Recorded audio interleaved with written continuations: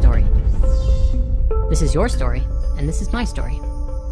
The evidence we have currently demonstrates that life on Earth appeared roughly 4 billion years ago. Humans arrived maybe 200 to 300,000 years ago. Listen to this story, which is yours, and decide what you want to do with it. In truth, this story does not begin on this planet at all, but with a star. A star as beautiful and incredible as all of the other stars in the sky, as amazing as our sun. This star exploded, and in it created a rapid torrent of energy, expanding out in all directions, in all dimensions. From this explosion of energy laid the foundation for new life, new creations, and new manifestations to take place.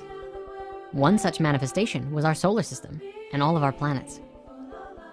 In the beginning, our planet was a collection of dust and rock particles, a hard-shelled ball. Volcanoes show us what the Earth used to look like and how it evolved. Volcanoes became like a furnace, creating water in liquid form through evaporation and heat emerging from within the crust of the Earth. Water formed vessels like bloodstreams across the face of the planet, and many oceans became heavy with salt.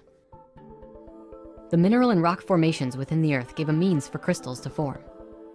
And crystals contained a natural biological geometry for a higher consciousness to emerge. Where did biological life first spark? Scientists believe primitive life forms called archaeobacteria, blue-green algae, was the first form to turn to the sun for energy and reproduce and evolve. They transformed the atmosphere of the planet. Before this time, the atmosphere was rich with carbon. These billions of microorganisms grew from the carbon, and the carbon drained from the atmosphere and entered the crust to become what was next. The life spread throughout the water, through water cycles, waterfalls, rivers, oceans. All life drinks the same water. Water is essential. Life that grows depends on water. It depends on the sun. The air we breathe comes from the algae. The algae needs fresh water to continue to grow. The engine of life is linkage.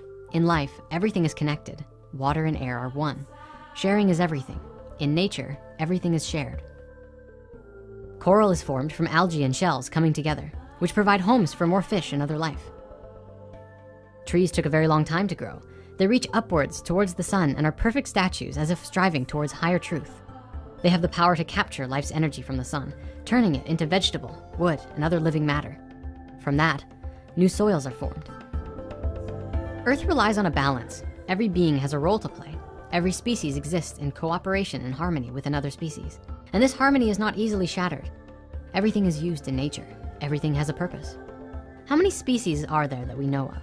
What do we truly know about the bonds that link them all? The Earth is a miracle, and to modern science, life still remains a mystery. Today, life is just a link in a chain of innumerable others over 4 billion years old.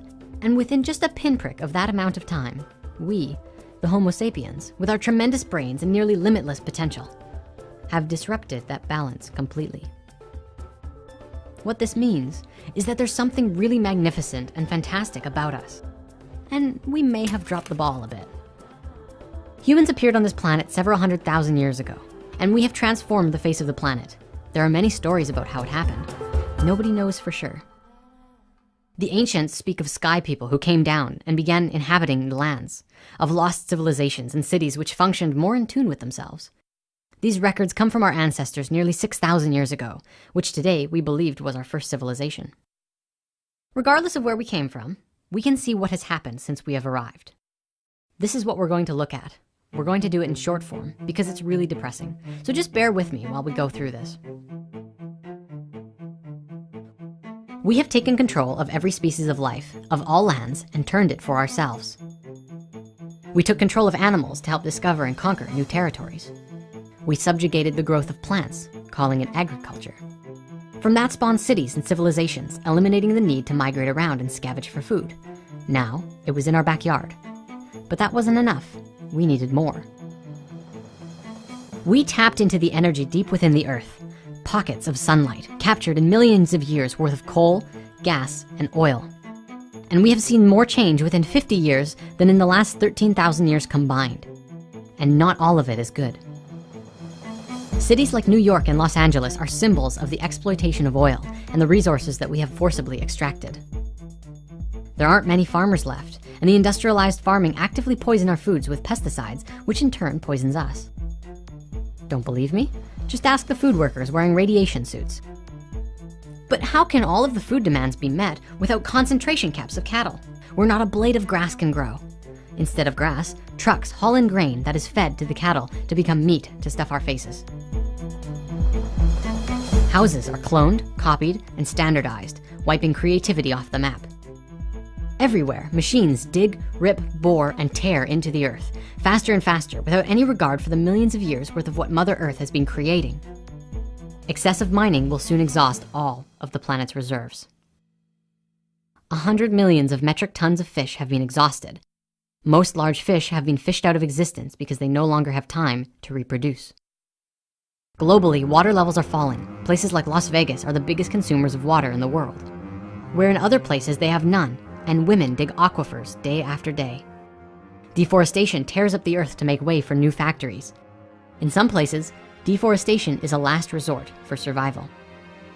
Every 1 in 6 humans live in a crowded, overpopulated environments and don't have access to clean water or even electricity.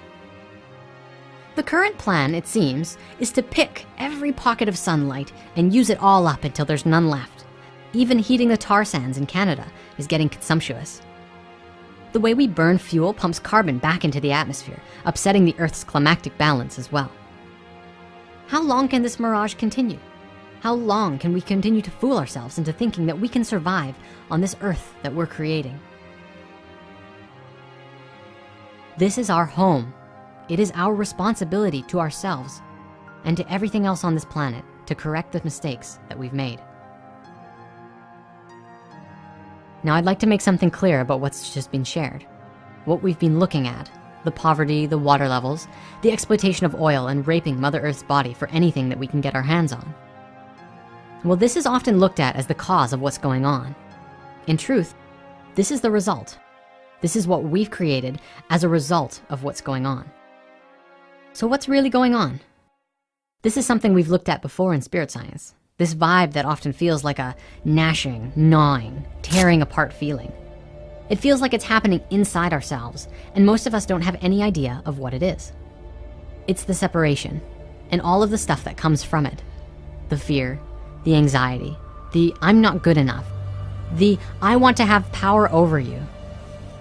All of that is the result of the same thing, the feeling of being separate.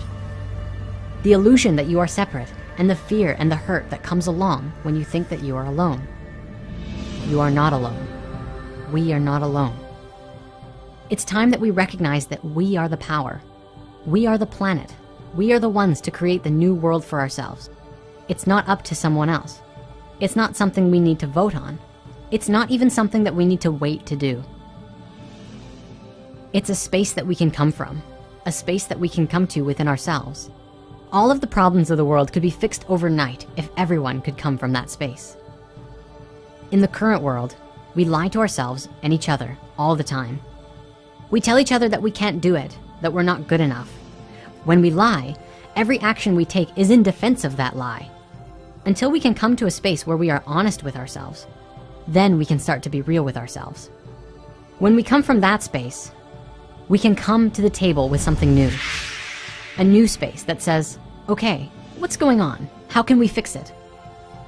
Through conscious conversations with each other, we can think of new ways of doing things. Hey, shut that machine off. It's poisoning us. Done. Hey, let's rewrite our healthcare system. Let's try doing something new that works. Done. Hey, let's make all cars 100% electric. Let's make a way of generating electricity for free. That space you come from that makes that kind of conversation possible is the heart, the unity consciousness, the Christ within, also known as just plain honesty. It's a space that doesn't deny what is real in favor of a more convenient lie. It's a space that is honest about how one feels and what one sees. It's a space that listens with the intention of understanding what another says, rather than just waiting for the other person to stop talking so that you can start talking again. It's a space that's compassionate for all humans, all life, from the best of them to the worst of them. A space that holds all life as a sacred thing, and something that can be explored from a space of excitement and freedom. You are not alone. We can make this happen, and we can all do it together. We can do it for ourselves, and we can do it for each other. We can do it in a way that works. In fact, the only way to do it is to do it together, not on your own, not as the sole leader of the movement, but together. You're involved, I'm involved, and we're both doing what we love and loving what we do. And from that space, anything is possible. True freedom is the absence of limitation, the presence of possibility. Think of it this way. The ancient civilizations understood all of this. They didn't have the technology that could create the powerful life for themselves, an amazing life full of wonder and awe.